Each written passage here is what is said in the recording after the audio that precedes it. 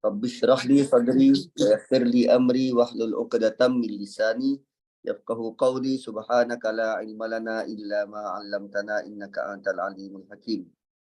Rabbi yassir wa la tu'assir, Rabbi tammimil khair ya arhamar rahimin.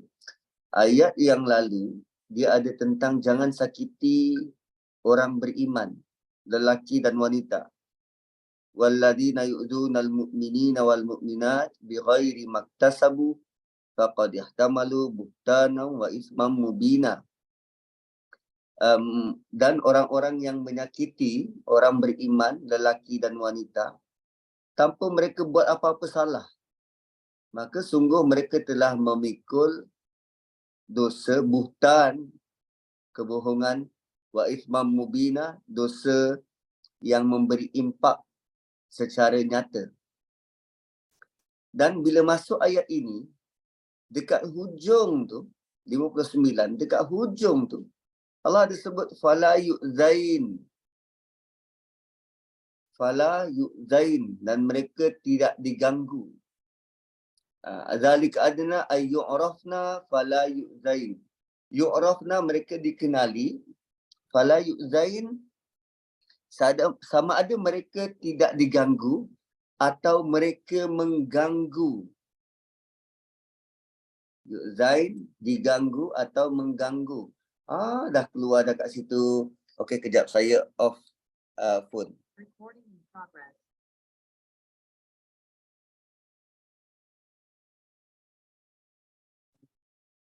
Okey, sama ada dia tidak diganggu atau mengganggu. Tidak diganggu tu difahami. Mengganggu ni, part mengganggu ni yang agak kecil sikit. Sebab kalau dalam surah Nur ayat 31, kan kita ada ulas tentang kenapa ayat berkaitan dengan wanita tu panjang-panjang. Tapi ayat tentang lelaki simple dan pendek. Allah cuma kata, lelaki, Allah tahu apa yang kamu rancang. Wallahu alimum bima kanu yasnaun. Allah sangat tahu apa yang kamu rancang. Tapi untuk wanita tu panjang ayatnya. Kenapa? Sebab wanita ini dia punya nature kehidupan dia. Dia banyak benda yang dia tak perasan. Banyak benda yang dia tak perasan. Kena buat macam ni ke? Macam tu ke? Banyak benda yang jadi macam tu. So, antara benda yang dia tak perasan ialah dia ada mengganggu orang lain. Dia ada mengganggu orang lain. Kalau kita mengambil kira ayat di atas 58, Allah bagi tahu janganlah sakiti orang beriman, lelaki dan wanita. Ayat di bawah,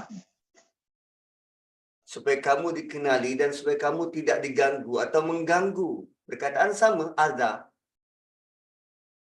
So, boleh jadi tingkah laku kita secara tak sedar, kita mengganggu orang lain. Bagaimana caranya supaya tidak diganggu? Yudnina alaihinna min jalabibihin. Itu yang kita nak masuk ayat ni. So, ayat yang ke-59. Ayat 59. Macam mana nak buat ni? Saya dah kecilkan dah semua. Rupanya skrin ni tak cukup besar. Skrin komputer saya tak cukup besar. Dia macam tak besar lah. Susah nak dibawa ke sana kemari.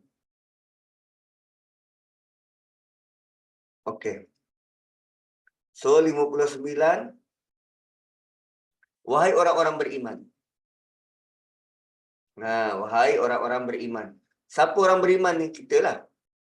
Kita dipanggil oleh Allah. Tak kira lelaki ke wanita, kita dipanggil oleh Allah. Kenapa Allah panggil kita? Sebab Allah nak beri satu arahan. Dan apa bentuk arahannya?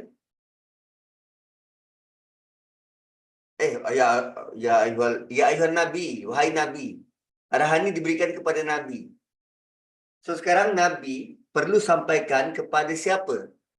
kepada azwajika, kepada isteri-isteri kamu, wa banatika, kepada anak perempuan kamu, wa nisa'il mu'minin, dan kepada seluruh wanita beriman. Arahan ini bukan datang dari suami, bukan datang dari Ustaz Nazrin. Allah personally suruh Nabi sampaikan. Untuk lelaki tak ada macam ni pun. Begitu lembutnya Allah pada wanita. Allah nak Nabi sendiri yang sampaikan. Qul li azwajika wa banatika wa nisa'il mu'minin. Jika dengan ini pun anda, para wanita, kalau anda rasa tak dihargai, saya tak tahu cara macam mana lagi yang perlu Allah persembahkan menjadikan anda rasa aku sangat dihargai. Apa arahannya? Yudnina. Kata akarnya adna. Adna ni rendah. Adna ni rendah. Lazim kita translate begitulah, rendah. Adna juga bermaksud dekat. Dekat ataupun rendah. Dekat ataupun rendah. Dan daripada kalimah itu juga adna, yadni, yudnin dicairkan menjadi dunia. Dunia juga bermaksud dekat dan rendah. Apa yang ada dekat dunia ni, nilai dia rendah dan dia dekat dengan manusia. Kan kita pernah baca dalam surah Ar-Rahman, adna. Part mana tu? Bila dahan dekat syurga tu direndahkan sehingga dekat dengan ahli syurga. Kalau begitulah dahan dah dekat dengan kita, perlu ke kita capai tangan untuk ambil? Kan? Dah dekat, enggap je lah. Tak payah guna tangan dah. Punya pemalas ahli syurga. Dilayan semacam tu kan. Dahan pokok tu direndahkan dekat dengan kita. Tinggal kita makan. Kan teringat cerita Wall-E. Korang tengok kartun tak? Tak tengok. Wall-E. Kita tak ada TV kat rumah. Dia jenis tak ada TV kat rumah Ustaz. Oh gitu. Takziah. Takziah. So dalam Wall-E tu, mereka ada guna spacecraft dan dalam tu, ya, dia banyak bergolek, semua dah gemuk-gemuk semua kan. Tinggal makan dan minum. Makan dan minum itu pun datang ke meja masing-masing. Makan dan minum itu pun datang ke meja masing-masing. Digambarkan macam itulah kot syurga. Tapi syurga ni tak tergambar. Tak tergambar. Tapi setakat yang Allah beri gambaran semacam tu. So kalimah yudnin bermaksud kita labuhkan, kita lepaskan baju dari atas ke bawah. Maksud ke bawah ni jatuh atas tanah. Anak dah besar, tak ada siapa tengok kartun. Kita lah tengok kartun. Kartun bukan ditonton oleh anak-anak. Kartun ditonton oleh mak bapak supaya boleh faham karakter anak. Kan begitu? Bukan begitu surah Yusuf mengajar kita. Ketika Nabi sedang dalam kesedihan, kematian isteri dan pakcik, Allah datangkan kisah seorang kanak-kanak supaya Nabi belajar hidup daripada seorang kanak-kanak. Yusuf namanya. Saya tengok kartun, saya tengok. Yang terbaru tu MFG. Korang memang tak layan kartun lumba-lumba kereta ni, aku je layan. MFG. Dia, cerita selepas daripada project initial D. Tengok. Saya ada susunan dia tu. Dah minat nak buat macam mana. So, kalimah yudnin ayat ini bermaksud lepaskan baju dari atas dan jatuh ke bawah. Jatuh dekat dengan tanah. Maksudnya baju itu loose. Tidak ketat, tidak membalut. Dia loose. Sebab kalau dia ketat, dia tak akan jatuh ke bawah. Dia akan sangkut. Sangkut. Maka perkataan yudnin memberi penerangan bahawa baju yang dipakai itu loose. Longgar. Longgar. Dan kalimah yudnin juga, dia juga memberi maksud ada satu pakaian luar macam jubah tu, outer garment. Kalau tanya orang rumah saya, dia kata cardigan. Pakai satu lagi cardigan di luar dan cardigan tu lebih loose. Lebih loose. Dan pakaian ini dipakai dari atas. Pakaian ini dipakai dari atas. So, ayat ini adalah tentang pakaian. Kerana dalam surah Nur, dia menyebut tentang tutup kepala. Tutup kepala, khimar. Tutup kepala. So, ada dua jenis pakaian yang di-mention dalam Quran tentang baju di luar, baju macam jubah, dan tentang tudung. Tentang tudung. Yang ini dipanggil sebagai dinding. Jilbab. Jilbab tu dinding tu. Jalabibihin. Jalabibihin tu menutup seluruh tubuh. Yudrina alaihinna min jalabibihin. Jilbab asalnya bermaksud dinding. Dia adalah pakaian besar yang tutup dari kepala sampai ke kaki. Maknanya ia menutup seluruh badan. Dan beginilah pakaian yang sepatutnya bagi wanita. Di dalam terpulang pada wanita nak pakai apa pun, tetapi yang di luar tu kena ada pakaian penutup. Disarung untuk menutup keseluruhan tubuh. Dan sekarang ni macam-macam fashion. Kita boleh dapat macam-macam. Dia ada, kalau wanita-wanita Syria tu, terutamanya musim sejuk, dia ada bentuk macam cape. Cape, apa cape? Macam Superman tu. Nak kata sarung, bukan sarung. Dia macam Superman tu, cape. Apa? Dalam bahasa Melayunya. Macam permaisuri pun dia, tapi permaisuri tu dia macam tu, cuma kain yang permaisuri pakai tu kainnya nipis. Yang ni tebal. Supaya dia bukan sekadar berfungsi sebagai nak menutup aurat ni, tapi dia juga berfungsi untuk mengelak daripada sejuk. Bentuk macam tu, cape. Kain dia pun jenis kain tebal. Kalau wanita-wanita surat. Macam pashmina juga kot. Saya lagi suka Superman. Dr. Strange pun tebal juga. Sampai dia boleh terbang sendiri. Kalau Superman tu, Superman kena terbang. Sekarang ni dia banyak bentuk-bentuk fashion macam tu. So, dia punya tujuan ialah agar keseluruhan tubuh tu dapat di-cover, dapat ditutup. Dia berfungsi jadi macam dinding. Dinding. Apa fungsi dinding? Kan jilbab tu kan dinding. Apa fungsi dinding? Menutup. Menutup. Tudung saji pun menutup. Kalau nak kata menutup,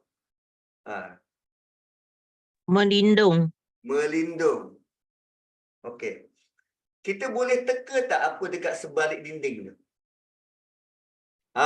Tu fungsi dia. Jilbab ni fungsi dia, kita tak boleh teka apa yang ada kat dalam. Tu dinding. So kalau kita berdepan dengan dinding, kan kita tak rasa apa-apa sebab kita tak tahu dekat balik sebelah sana tu apa. So kalau wanita dia berpakaian ada dinding yang menutup, kan, dinding yang menutup, orang tak boleh teka apa yang ada kat dalam. So tak mungkin akan ada bentuk-bentuk macam apa? Body shaming, tak mungkin.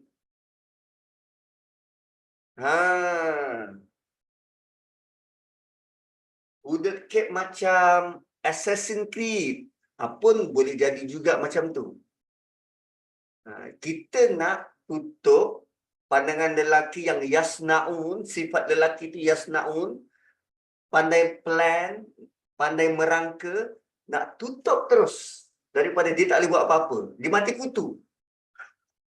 Macam tu. Itu fungsi dia.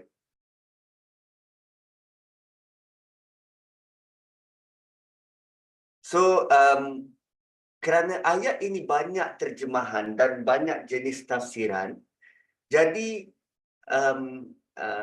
pertama dia dalam bentuk umum. So, terpulang pada wanita, macam mana dia nak buat supaya keumuman maksud ayat itu, apapun jenis yang dipakai, jenis kain yang dipakai, bagaimana ia dipakai, boleh mencapai matlamat menghadap. Boleh mencapai matlamat menghadap. So, kalau kita gabungkan dengan ayat dalam surah Nur, ayat 31, pada ayat 31, apa benda yang kita tak boleh beri nampak? Perhiasan mereka. Perhiasan mereka. Supaya lelaki tak boleh teka.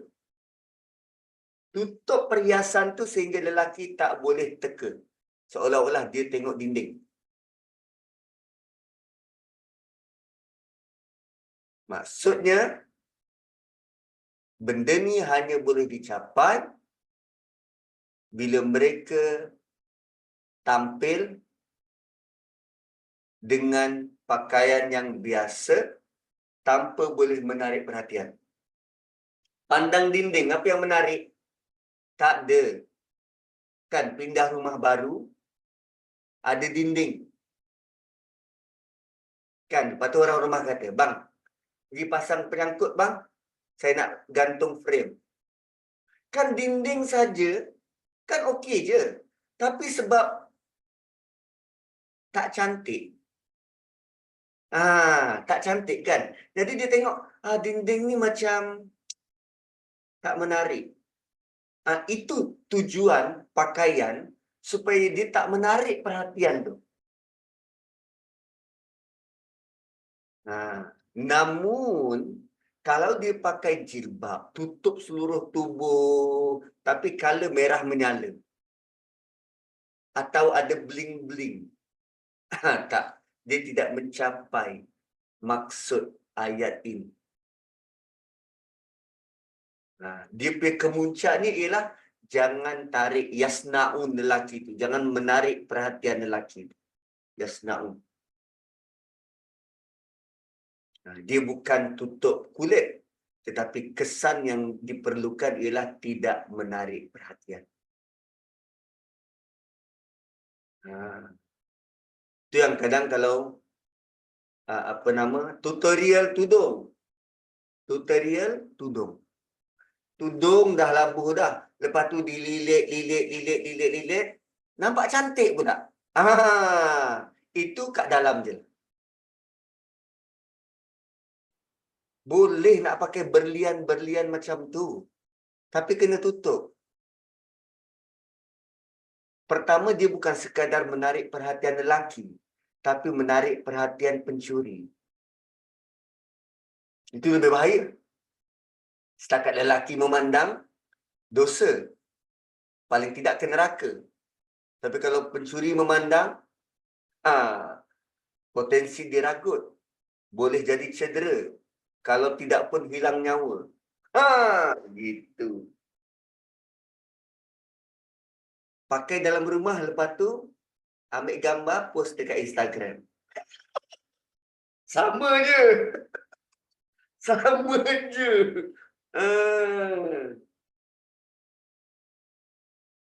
Kan. Habis itu Ustaz tak boleh nak berlawa lah. Belum masanya kot. Belum masanya. Sebab kita nak berlawa-lawa, nak tunjuk-tunjuk ni dekat syurga. Di syurga Allah bagi tahu, kami pakaikan dia gelang, kami pakaikan dia perhiasan.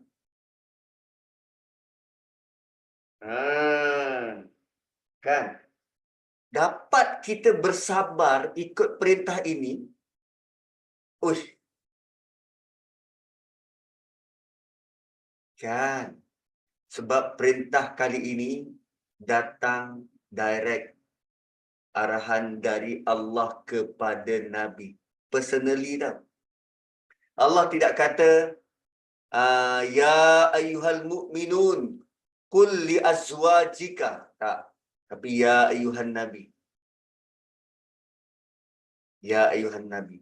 Syekh Muhaimin, dia kata, semakin besar tahap ujian, semakin besar kita korbankan kesabaran, semakin besarlah apa yang bakal diberi oleh Tuhan.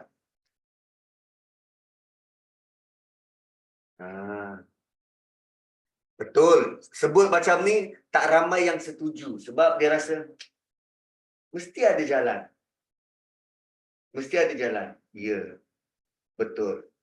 Tapi kalau kita berhadapan dengan Nabi dan Nabi kata, tutuplah. Apa respon kita? Satu, ayat ni dimulakan dengan ya ayyuhan Nabi. Bukan ya ayyuhal ladina aman. Something to ponder lah pada ayat ni.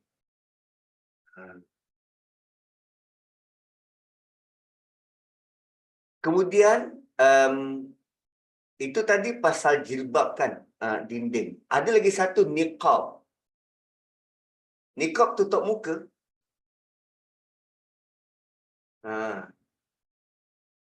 Niqab kan tutup muka.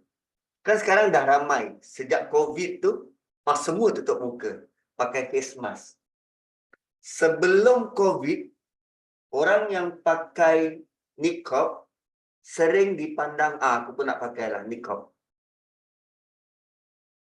Orang yang pakai niqab sering dipandang ada unsur bahaya.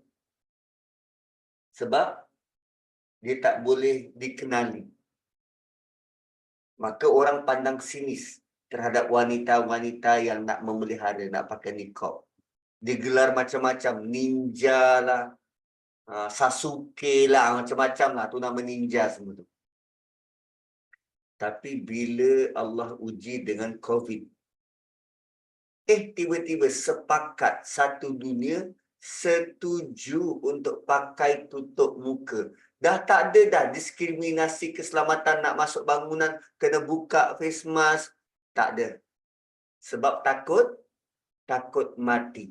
Manusia ni bila diancam dengan kematian, baru nak bertolak ansur perintah Tuhan. Yang tu kita kena ponder juga tu. Adakah bila aku diancam dengan kematian, baru aku nak buat amalan agama?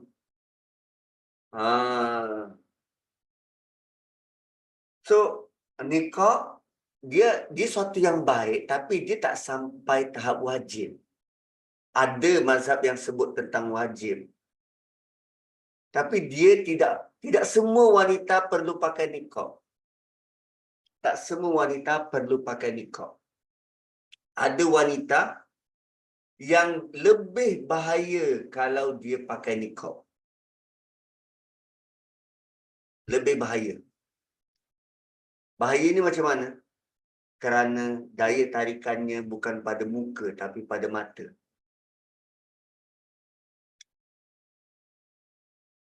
Daya tarikannya bukan pada muka, dia pakai mata. Mata pakai celak contact lens. Nak jawab pun payah tu kan. Kalau pakai celak, lepas tu terus tutup, okeylah, tak tunjuk-tunjuk. Tapi bila pakai celak lagi cantik, tu lagi bahayalah.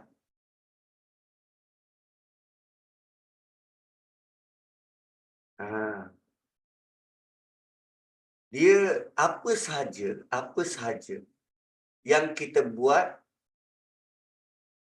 bila kita pandang cermin, cantik lah. Itu tak boleh. Kita sendiri boleh nilai. Cantik lah. So, bila kita rasa, cantik lah, dia akan ada tindakan susulan untuk tarik perhatian siapa. Untuk tarik perhatian siapa.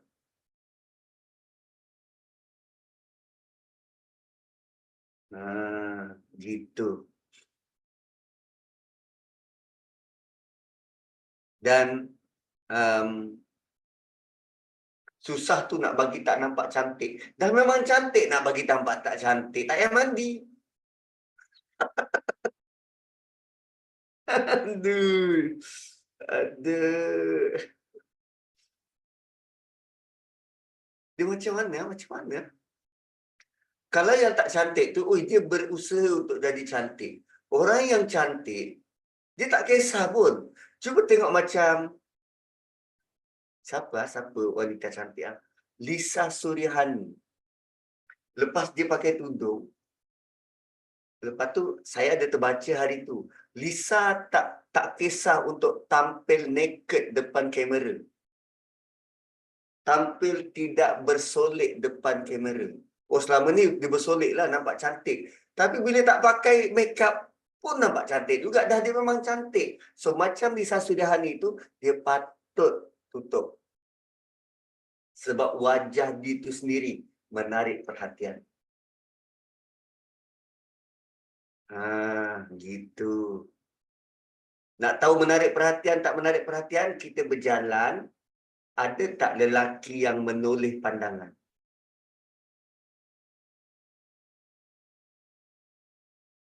Pakai-pakai tak tengok cermin. Rupanya tudung tak on point. Kan? Kena pakai cermin, kena tengok cermin juga, tudung on point. Tak on point.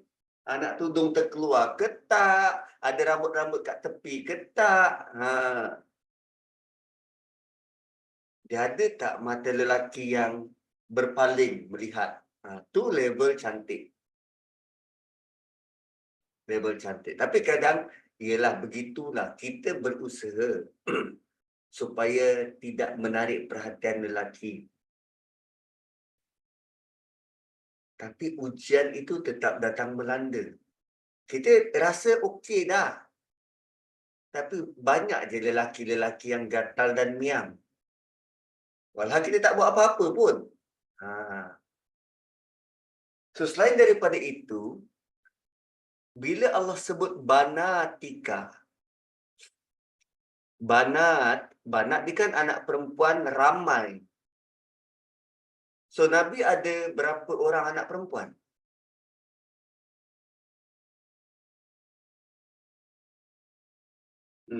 Nabi ada berapa orang anak perempuan? Ramai. Nabi ada ramai anak perempuan. Syiah punya dakwaan, hanya Fatimah seorang je anak perempuan. Hanya Fatimah seorang anak perempuan, yang lain anak tiri.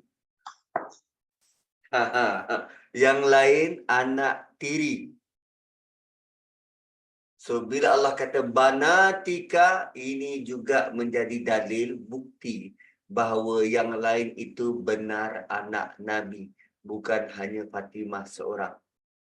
Ada 4 orang anak kandung. So, bila mereka tak percaya,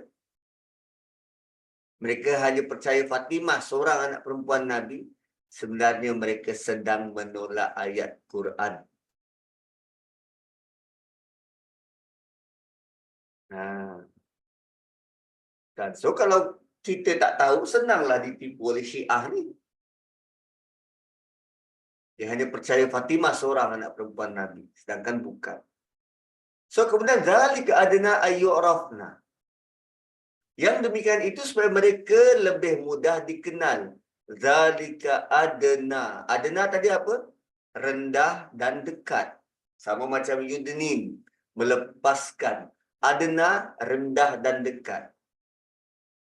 Adna dekat sini, dekat bagi menjaga kehormatan. Yu'rafna, dikenali. Bila kita pakai macam ni, Ustaz, jika kita lihat wanita pakai pakaian ketat, contohnya pakai seluar ketat, baju sarung, nangka, berdosa tak kita? Kita tengok kan? Kita tengok. Sekali sudahlah. Jangan tengok berkali-kali. Sekali itu untuk kita. Tapi sekali itu jangan lama. Terus tenung macam tu, bukan. Sekadar kita terlihat. Itu tak berdosa. Tapi kalau sengaja tengok, itu sudahlah jatuh dosa.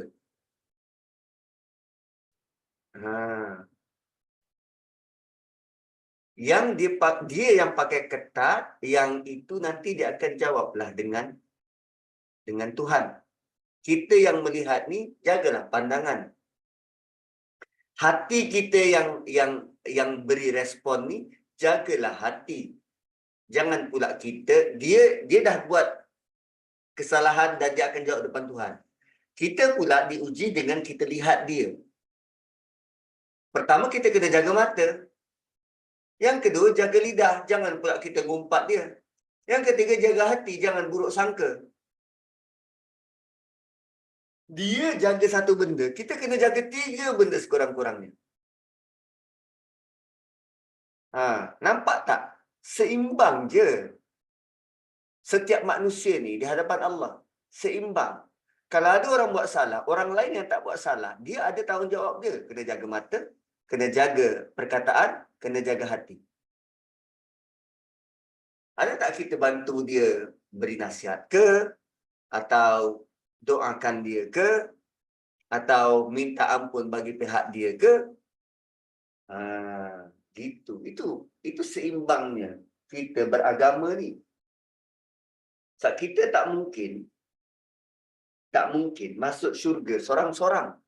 Sebab untuk masuk syurga ni kena ramai-ramai. Berpasukan, zumarah, berpasukan. So, bayangkan kalau dia satu pasukan dengan kita dan kita tak berusaha untuk perbaiki dia. Kita boleh tak masuk syurga? Tak boleh sebab dia satu pasukan. Dia satu pasukan. Kita kena buat sesuatu supaya dia sama-sama boleh layak sama-sama melangkah untuk masuk syurga. Gitu. Okey. Jadi sebenarnya kita kena pakai 2 lapis. Kita pula awaklah yang pakai. Kita pula pakai baju 2 lapis. Selama ni pun memang pakai baju 2 lapis. Kan kalau pergi keluar pakai baju kemeja, dalam kan pakai baju pagoda, 2 lapis juga. Baju di dalam dan baju di luar. Cuma ni nasihat daripada Nabi ni, yes, pakai jubah di luar tu supaya pakaian kita tu menghadang mata-mata manusia daripada boleh meneka apa yang ada kat dalam. Dan sebab tu bentuk pakaian ini dia juga bersabit dengan cuaca. So pemilihan material, pemilihan kain juga perlu. Kita tidaklah perlu meniru budaya masyarakat Arab. Perlu berjubah. Kan tadi ada pilihan outer garment, apa disebut tadi tu? Cardigan. Tak semestinya berjubah. Yang penting ada satu lagi lapis di luar yang boleh berfungsi sebagai penghadang. Nak pakai jeans ke t-shirt kat dalam tak apa. Yang penting kat luar tu. Saya pakai 3 lapis. Ada 1 lapis, 2 lapis dan lapisan di dalam. 3. Kalau pakai suit 4 lapis. Kan macam pakai suit, lelaki pakai suit tu, dia boleh je, lelaki boleh je terima untuk pakai pakaian berlapis-lapis semata-mata nak ikut etika berpakaian. Nak pergi meeting, oh kena pakai suit macam ni. Nak pergi majlis macam ni, oh kena pakai suit macam tu. Boleh pula kita patuh kepada etika berpakaian itu. Sedangkan pakaian itu berlapis. Kita dekat Malaysia, kot cuaca panas. Kan? Tapi bila datang arahan semacam ini, kita rasa macam, kenapa perlu pakai banyak lapis? Macam kimono. Kimono cardigan tu. Kan? Boleh je. Ada je pilihan-pilihannya tu. Cuma sebab kita mungkin tak berkawan dengan orang yang pandai dalam fashion ni, maka kita hanya terhad pada pilihan-pilihan yang kita ada je. Zalika adna ayyurafna. Bila sebut tentang yu'raf, Arafah ni juga ada dalam surah Hujurat kan? Kan, ya ayuhan nas inna khalaqnakum min zakari wa unsa wa ja'alnakum syu'uban wa qabaila lita'arafu. Kami jadikan kamu berbangsa-bangsa, bersuku kaum, berpuak-puak supaya kamu boleh saling kenal mengenal. So datang arahan kepada wanita-wanita Islam, wanita-wanita beriman, lelaki-lelaki beriman. Mereka ada code of conduct berpakaian. Seorang luar yang non-Muslim nak kenal wanita Islam beriman, mereka kenal melalui pakaian.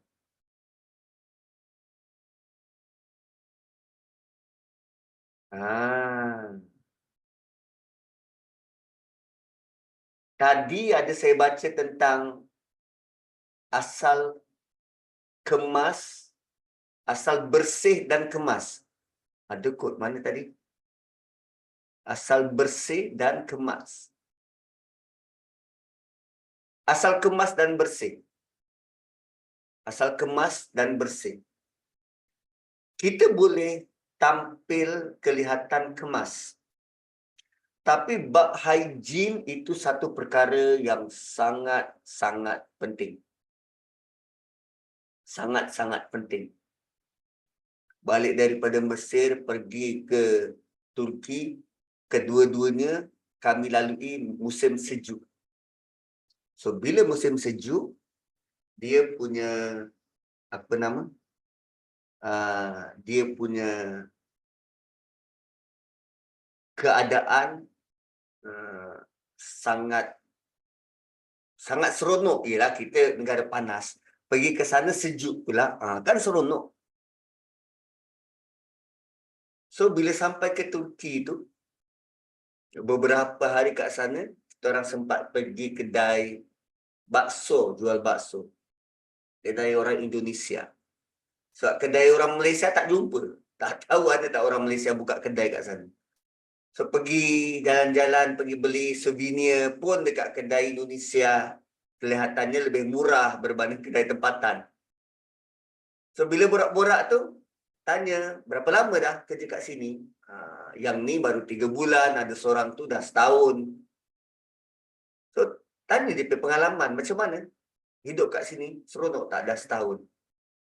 Dia kata seronoklah waktu musim sejuk, tapi waktu musim panas, ada perkara yang sangat tidak menyeronokkan. Sebab waktu musim panas, waktu tu kita senang berpeluh. Bila senang berpeluh, kita punya badan akan keluarkan bau. Kita punya badan akan keluarkan bau. Problemnya ialah, bila ada sebahagian daripada masyarakat dekat situ tu, yang terbawa-bawa budaya Eropah yang jarang mandi. So, bila musim panas, mereka punya bau badan tak boleh bincang. Itu mungkin sebab saya tanya satu pendapat je. Dan point of view saya hanya terhad kepada satu pendapat tu. Tapi yang dilalui pengalaman dia begitu. Nampak kemas di luar tapi dari sudut kebersihan tak terjaga. Itu pun satu hal juga tu.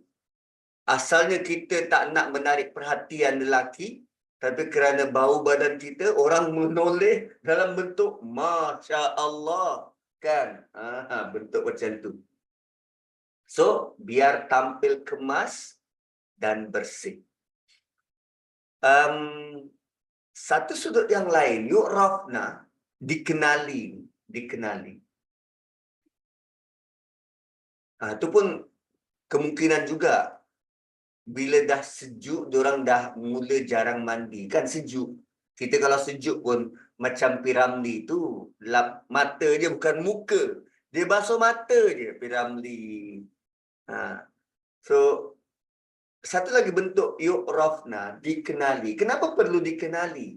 Supaya bila orang kenal, orang tak perlu nak menyapa untuk berkenalan. So, bila dah kenal, dia tak perlu nak tegur-tegur, nak say hi. Kehormatannya terpelihara, terjaga. Kan? So, bila datang satu orang pakai jilbab macam tu, orang dah kenal dah. Oh, ini wanita Muslim. Dah lah kalau kita tegur pun dia buat tak layan. Cakap pun guna bahasa lelaki. Itu kan bermaksud dia tidak perlu berlama-lama, perlu kenalkan diri dengan lelaki bukan ajnabi. Dengan kata lain, dia sedang dimuliakan oleh Allah. Yu'rafna, mudah dikenal. Kita bukan sekadar mahu mudah dikenal oleh manusia, tapi kita mahu dikenali oleh penduduk langit sebagai wanita-wanita mulia. Bukan ini yang kita kejar selama ni. Bukan ini antara matlamat kita. Mahu dikenali oleh penduduk langit. Mahu dimuliakan Allah. Zalika adna ayyu'rafna. Supaya mereka mudah dikenali. Wah. Ini luar biasa. Ini luar biasa. Hanya dengan cara kita pakai, Allah sudah pun menjamin anda mudah dikenali. Oh, dahsyat. Tunan falayuk zain. Mereka tidak diganggu. Falayuk zain. Mereka tidak diganggu. Kalau zaman Madinah dulu, ada orang yang tak takut untuk ganggu hamba, wanita-wanita hamba ni. Terutamanya orang-orang munafik. Dia suka mengganggu, kacau wanita-wanita hamba ni. Sebab wanita-wanita hamba ni dia tak ada kedudukan. Hamba kot. Mana ada kedudukan. Tapi sebab orang-orang munafik ni dia langsung sifar moral. So dia sewenang-wenangnya nak mengganggu hamba-hamba wanita. Hamba-hamba wanita. So dengan arahan ini, Allah sebenarnya sedang menyelamatkan seluruh wanita apapun statusnya agar tidak diganggu oleh puak munafik.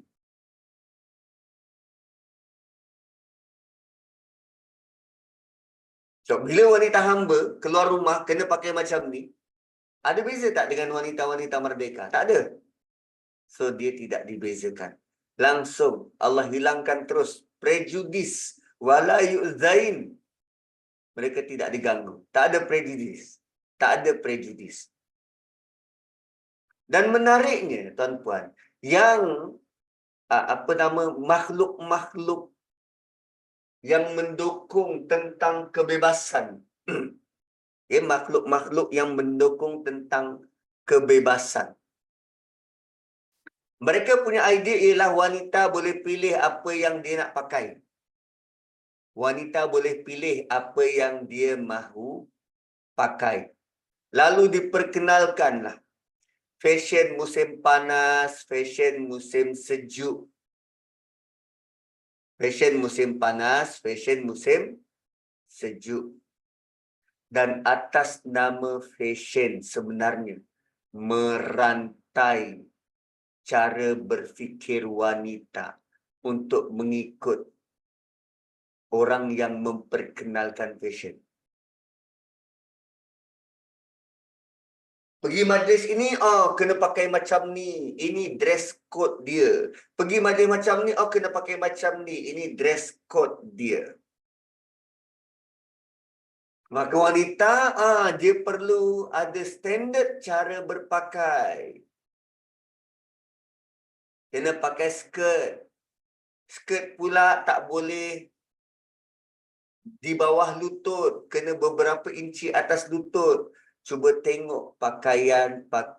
Cuba tengok peraturan. Peraturan pakaian pelajar-pelajar wanita di Jepun. Dia kena ada berapa inci tu daripada lutut. So, pakai tu kena pakai hari-hari, tak kira musim. Bayangkan dalam cuaca sejuk, dia sanggup pakai mini skirt. Itu boleh tanya dia, otak mana otak? Cuaca sejuk, kau tutuplah seluruh badan. Sejuk kot. Sejuk. Tak sebab fashion.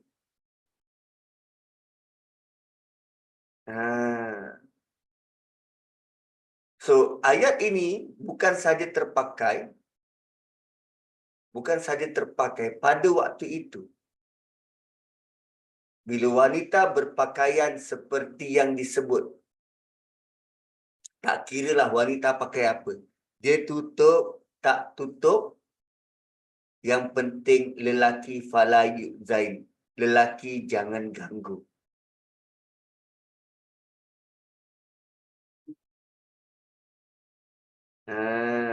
Gitu. Kan beza cara lelaki berkomunikasi dengan kita bila kita buka dan bandingkan bila kita tutup. Lain. Lelaki beriman akan komunikasi berbeza.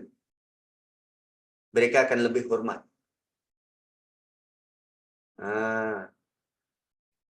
Bila sebut tentang lelaki, itu lelaki yang ada otak. Yang tak ada otak, dia tetap buat apa yang dia nak. Dia tetap ganggu. Kan? Dah banyak dah eksperimen dibuat dah. Ada yang pakaian biasa, berpakaian tutup aurat. Kan? Barat sendiri buat eksperimen macam tu. Mereka akan dapat reaksi berbeza dari para lelaki.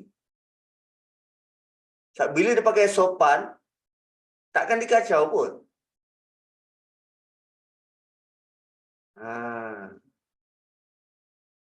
Gitu. So, fala yu'zain, mereka tidak diganggu.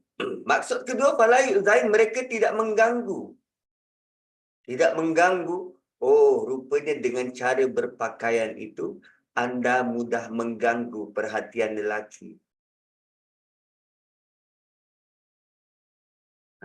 Anda mudah mengganggu perhatian lelaki. Dan perhatian itu datang dari mana? Datang dari mata. Mata ini turunnya ke mana? Turun ke hati. Anda sedikit sebanyak sedang mengganggu hati dia. Anda sedikit sebanyak sudah mengganggu hati dia. Kalau tadi dengan cara berpakaian pun sudah boleh mengganggu yu'zain, azani boleh mendatangkan sakit.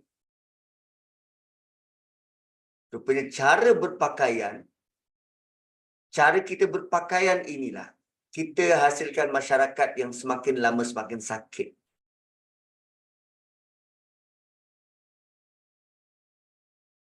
What? Ya.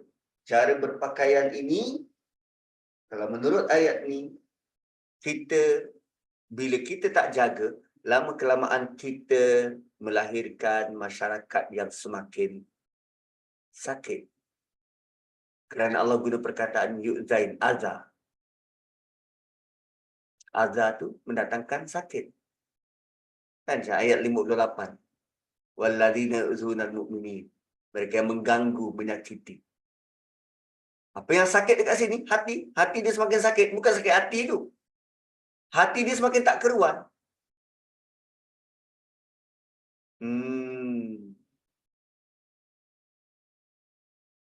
Kalau lelaki tundukkan pandangan, tak ada sakit hati kot. Ya, berapa banyak lelaki boleh tundukkan pandangan?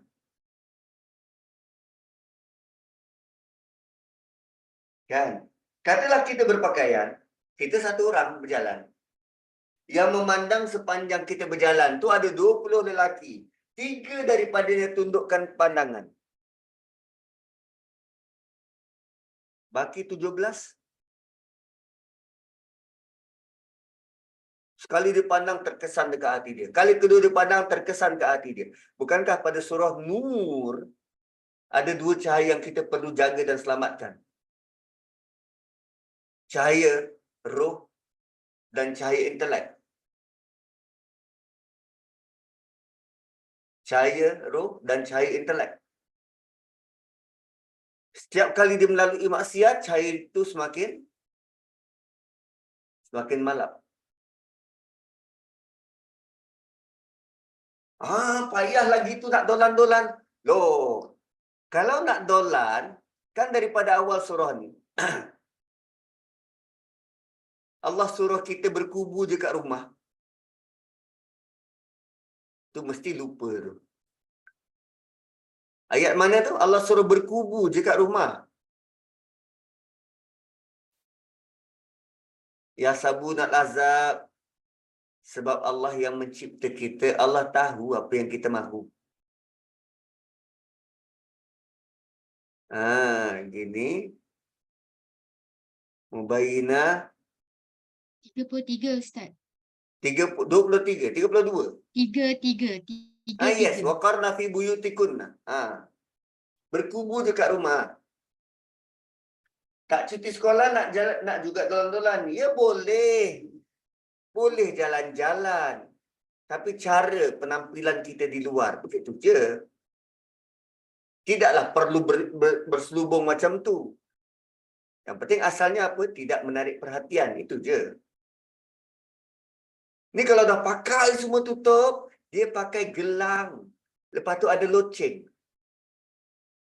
Defeat the purpose.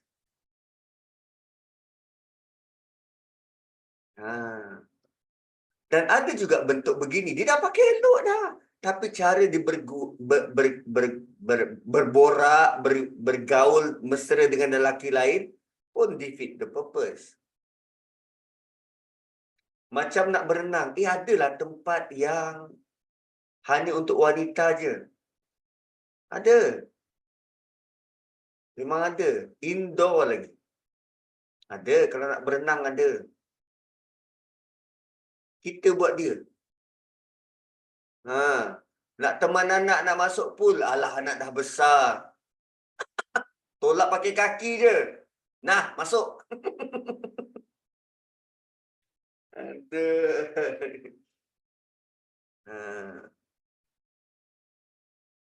So, sebenarnya bukan sahaja wanita perlu jaga. Kedua-duanya, lelaki dan wanita perlu jaga.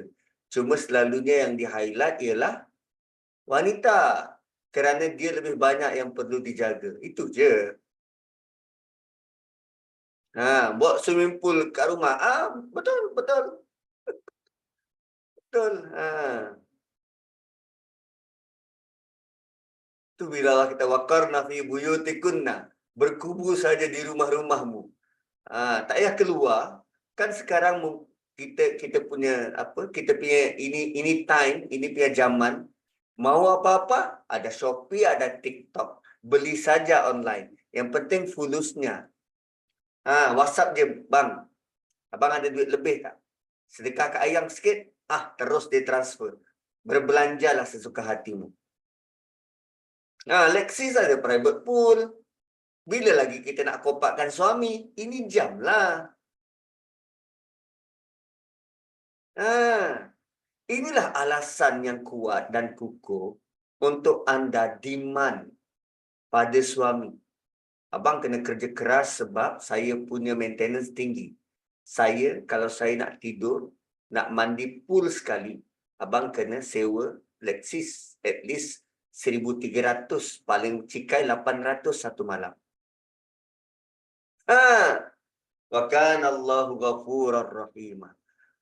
Punilah penyayang Allah. Dah panjang Allah beri untuk wanita, Allah dahulukan dengan Allah Maha Pengampun. Sebab Allah tahu capability kita, kesanggupan kita, mujahadah kita. Maka Allah sanggup mengampunkan.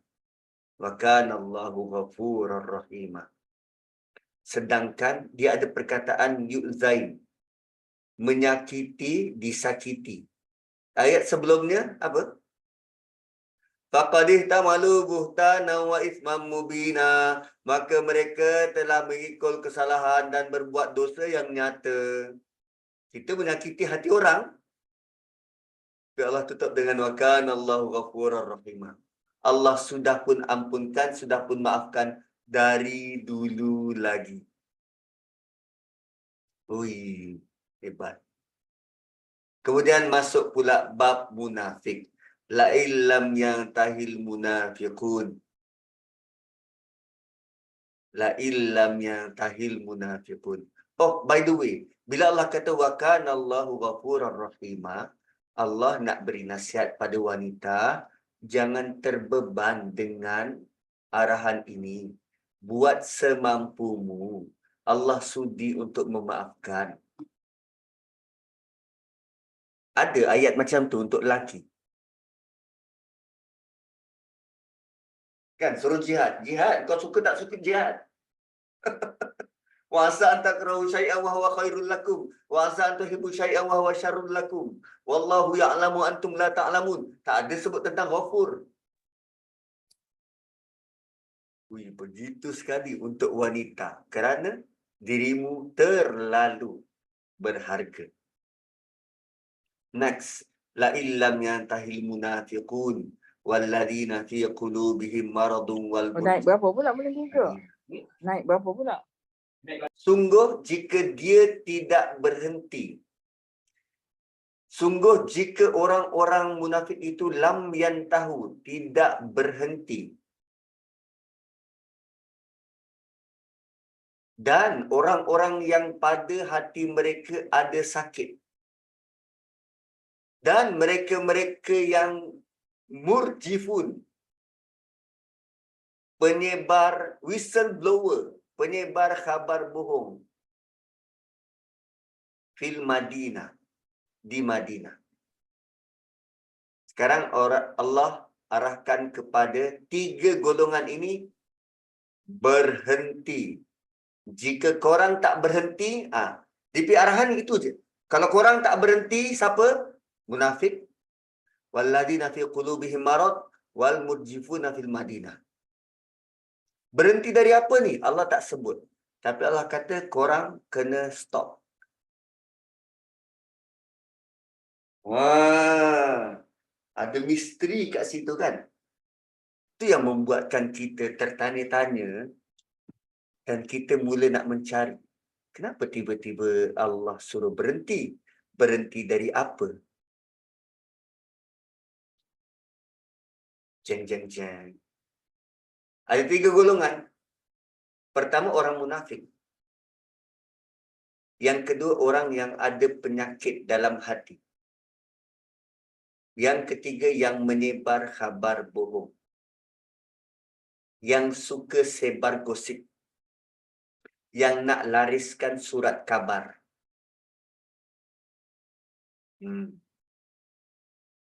Allah suruh berhenti apa ni?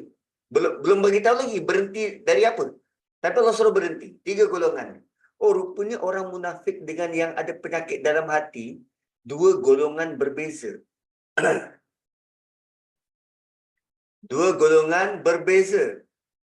Dan sefaham kita, fi qulubihim maradu fazadahumullahu marada.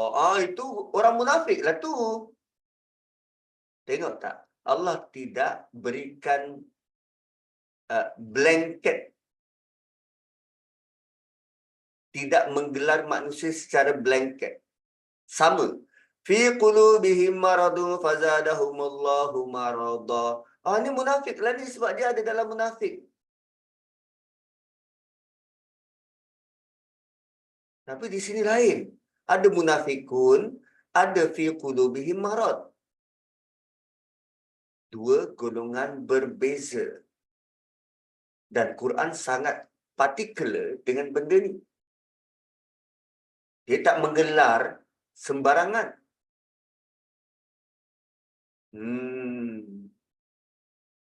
Okey. Kita settlekan dulu misteri yantahi. Berhenti. Berhenti dari apa? Berhenti membuat kacau ganggu wanita beriman.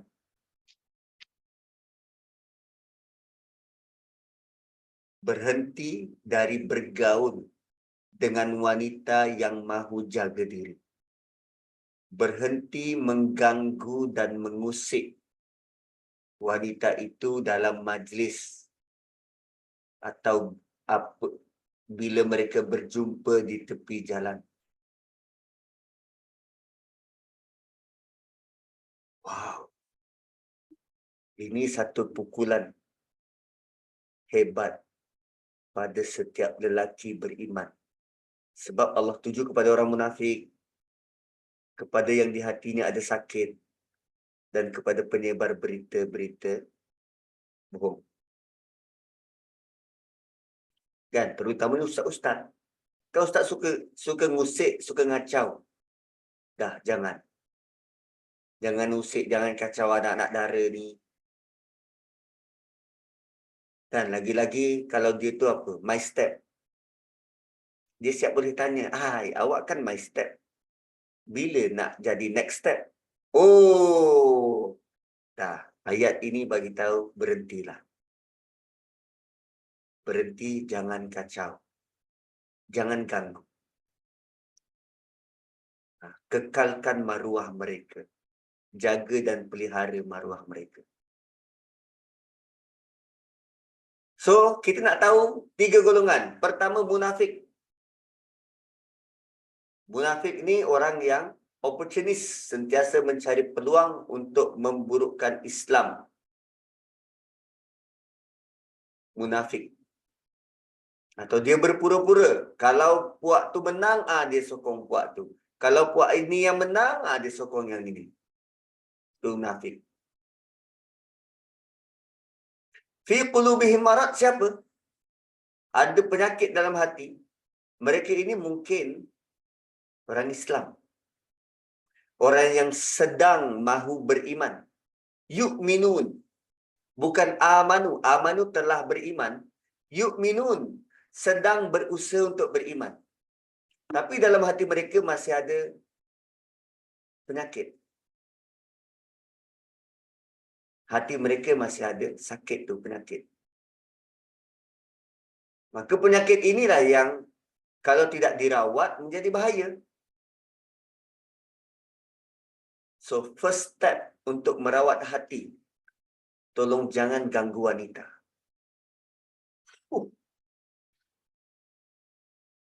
First step untuk merawat penyakit hati, tolong jangan ganggu wanita.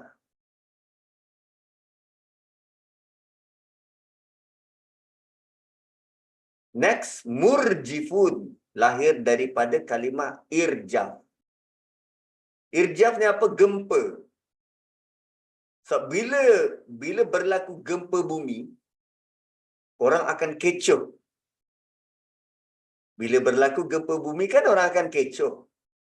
So irjaf juga bermaksud yang suka mencipta kontroversi. Asalnya office tu aman, damai, tenteram. Oh, dialah yang pasang-pasangkan. Orang tu dengan orang ni dengan orang tu. Yang asalnya orang tu boleh je duduk, berborak sama-sama. Tapi tak, selepas digosipkan macam tu, mulalah. Asalnya tak ada hati, mula ada hati senyum-senyum. Tu, murjifun. Dia suka mengadu domba. Ya. Dia suka kepada skandal. Sibuk jaga tepi kain orang. Allah kata, enough. Stop. Dan asal ayat ini adalah kepada golongan yang menyebarkan berita perkahwinan Nabi dengan ibu kita Zainab. Allah suruh stop. Al-munafiqun wal-ladina fi qulubihim marad wal-murjifuna fil Madinah.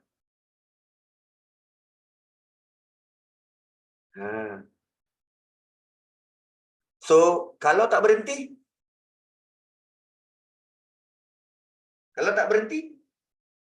apa jadi? Lanughriyannaka bihim. Kami akan perintahkan kamu. Lanughriyannaka bihim. Kami akan perintahkan kamu. Ughriya maksudnya menguasai. Ughriya juga bermaksud kalahkan. Kalahkan orang lain. Kalau orang munafik itu tidak berhenti, orang yang ada penyakit dalam hati itu tidak berhenti, orang yang suka gosip-gosip ini tidak berhenti, Allah akan jadikan orang beriman,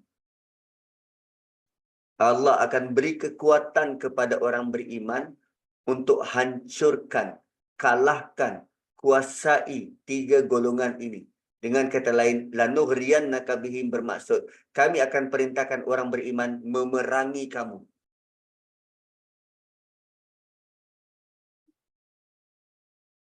Kami akan perintahkan orang beriman memerangi kamu. Ini ancaman yang keras. Kalau tak berhenti, kamu akan diperangi.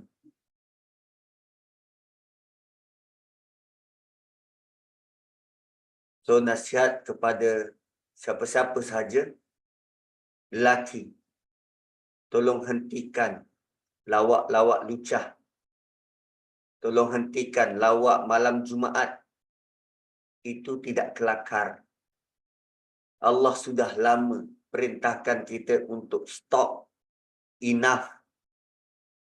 Sanggupkah kita berhadapan dengan tentera yang Allah beri mereka kekuatan untuk hancurkan kita? Lihatlah wanita sebagai manusia yang dihormati. Mereka ada maruah diri. Mereka perlu dijaga. Bukankah lelaki itu qawwam, melindungi? Allah tidak jadikan lelaki melindungi pokok. Tak, itu kecil sangat tugas. Allah jadikan lelaki melindungi wanita. Bukan untuk dieksploitasi, tapi pastikan kedudukannya sama tinggi, sama-sama mulia. Lanughriyannaka. Kami akan perintahkan supaya memerangi kamu. Summa la yujawirunaka fiha illa qalila.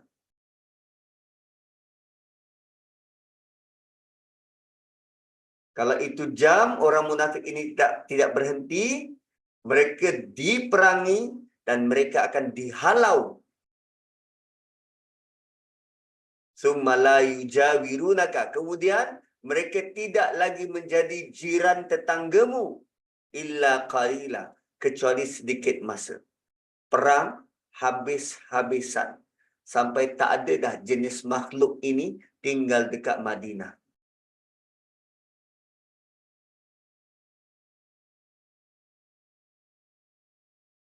So, rupanya lelaki-lelaki yang berani untuk buat lawak double meaning. Mereka berani buat begitu sebab tak ada siapa yang bangun untuk memerangi mereka. Tak ada siapa yang bangun menentang arahan daripada Allah. Mereka akan diperangi sampai mereka sendiri larikan diri. Keluar dari kampung halaman. Takut. Itu kekuatan orang beriman. Allah beri kekuatan. Allah yang akan beri kekuatan. Satu lelaki beriman kenalah faham ayat ni. Dia perlu jadi pelindung kepada wanita-wanita. Daripada laki-laki yang munafik, laki-laki yang ada sakit dalam hati, mereka-mereka yang suka gosip-gosip ni, 3 golongan. So, bila tanya, nanti tanya suami masing-masing. Bang, abang rasa, apa tugas abang sebagai lelaki beriman? Tugas abang untuk protect kami, kaum wanita, daripada 3 golongan. Orang munafik, mereka yang ada penyakit dalam hati dan mereka yang suka gosip-gosip ni. Abang kena perangi mereka sampai mereka lari daripada sini, bang. Oh.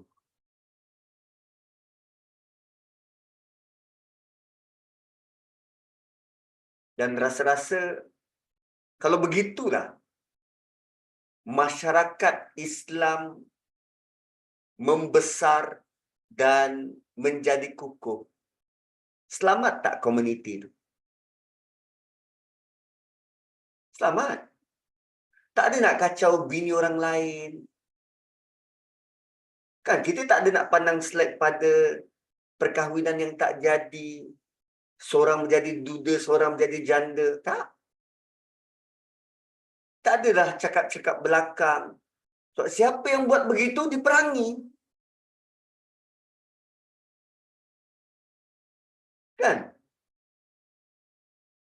Patut kita buat, kita kena bina komuniti macam ni.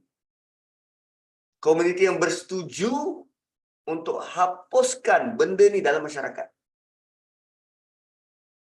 Bermula dengan keluarga kita. Masuk perang ini sampai dia sendiri bertaubat dah, tak nak buat dah. Kalau aku buat ni, aku memang betul-betul berdosa. Jadi kalau kita balik rumah, duk gosip pasal jiran, sibuk banggakan artis.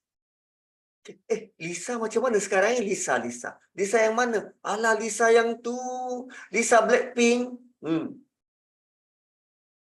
Kalau itu yang kita borakkan dekat rumah, yang kita suburkan,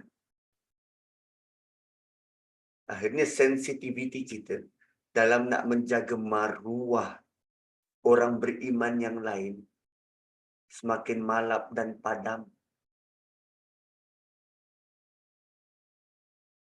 Cuba bayangkan tuan-puan, Allah mulakan dengan, hai orang beriman, jangan sakiti orang beriman lelaki dan wanita. Allah mulakan dengan itu.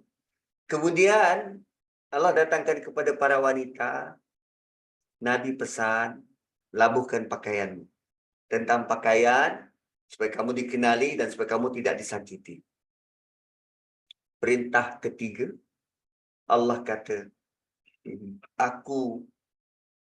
Aku suruh orang-orang ini berhenti. Kalau tidak, mereka akan diperangi. By the way, yang nak memerangi itu Allah beri kekuatan. Berapa hebat Allah mengangkat martabat wanita ni. Berapa hebat sebenarnya kedudukan wanita sehingga seluruh alam ini membantu wanita untuk jadi wanita yang patuh perintah Tuhan. Dia tidak diganggu. Siapa yang mengganggu diperangi. Dia dijaga, dia dipelihara, dia dilindungi. Dia tidak berdiri seorang-seorang, berjalan seorang-seorang, melainkan ada support system. Dahsyat. Dahsyat gila. Kan? Dan adakah layanan itu berhenti di situ? Tidak. Allah kata mal'unin. Mereka bukan saja diperangi sampai melarikan diri keluar daripada Madinah. Mereka dalam keadaan terlaknat, mal'unin. Ainama suqifu, di mana saja mereka dijumpai. Ukhidu, tangkap. Wa qutilu taqtila, bunuh sampai mati. Gila. Perangi habis-habiskan. Habis-habisan golongan yang macam ni. Yang gila nak lariskan surat khabar, yang nak naikkan viewers, yang tak kisah tentang maruah orang. Mal'unin, mereka tetap dilaknat. Aina masukifu, di mana saja mereka ditemui, ukhidu, tangkap, wa qutilu taqtila, bunuh habis-habisan hanya kerana mereka mengganggu wanita beriman. Ini bukan cerita tentang orang yang syirik pada Tuhan. Ini bukan cerita tentang orang yang pergi mencuri merompak. Ini hanya mengganggu wanita beriman. Allah arahkan lelaki-lelaki beriman, protect. Protect your woman. Protect wanita beriman.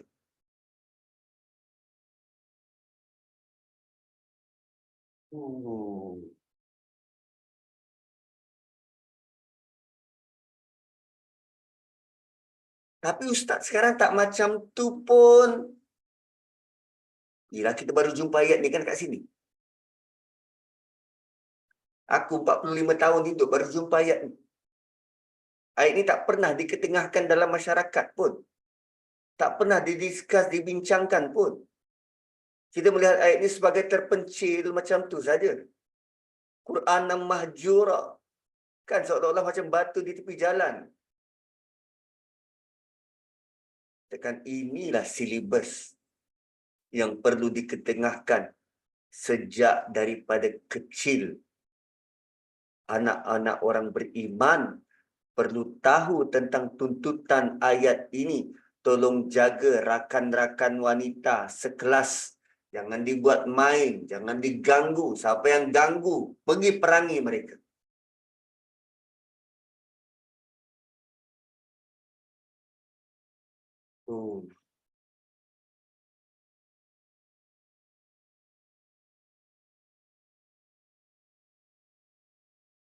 Namun,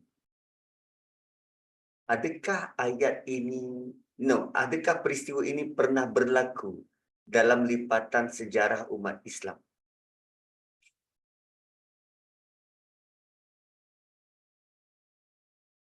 Pernah tak berlaku?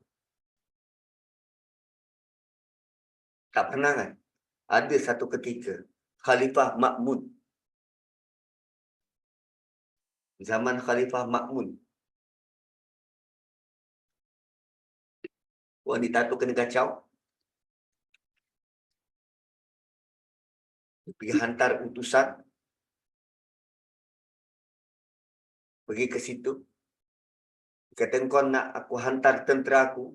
Kepalanya dekat depan istana kau. Ekornya dekat depan istana aku.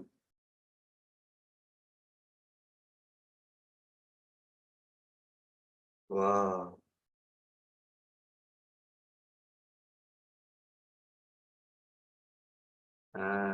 Kan? Ada.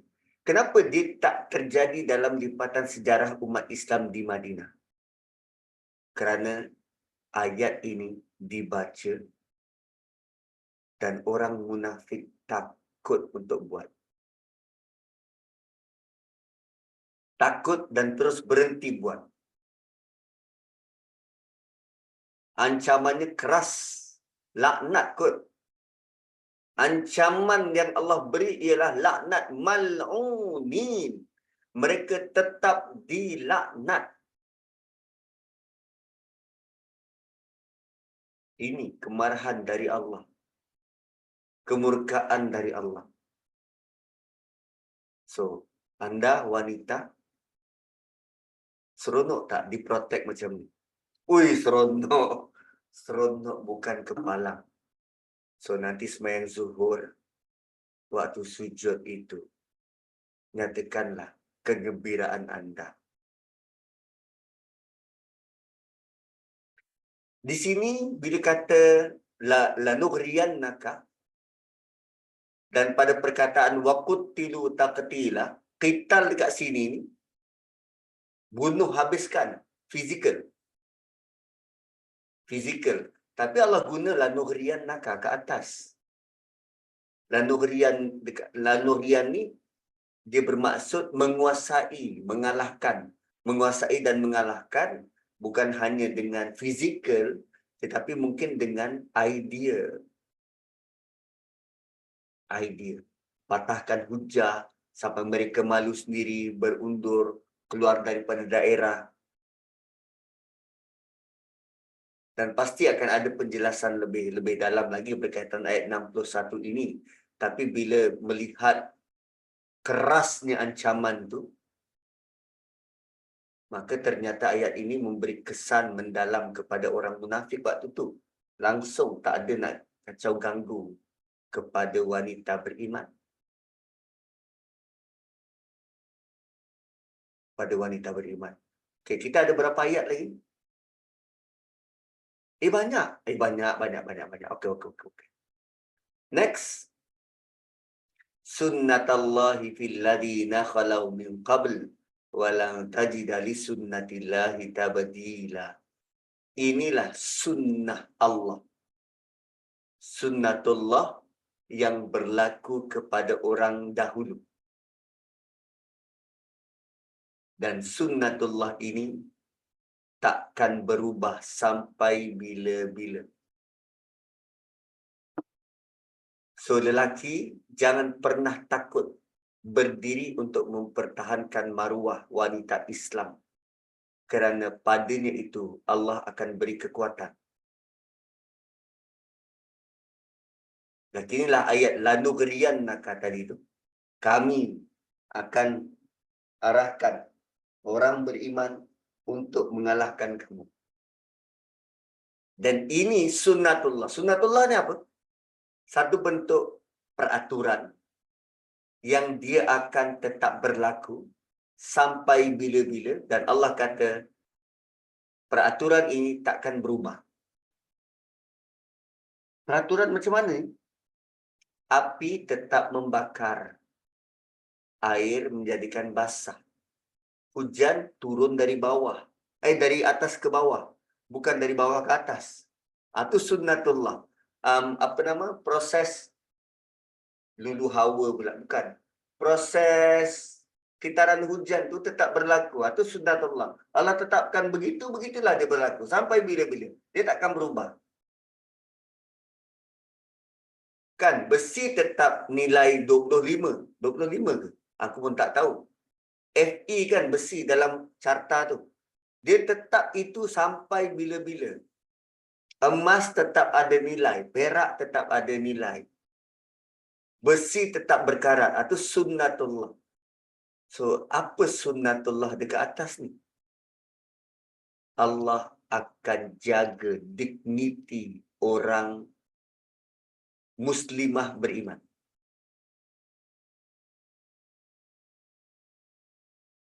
Itu sunnatullah. Dan ayat ni takkan berubah sampai bila-bila.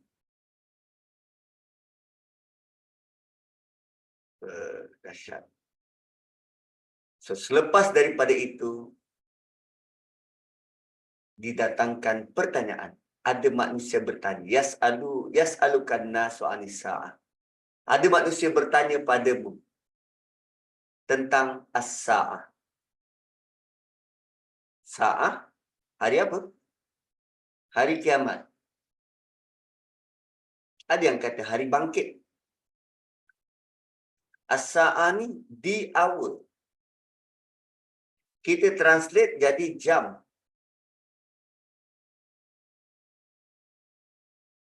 Dan daripada jam tu kita ada nilai minit dan saat.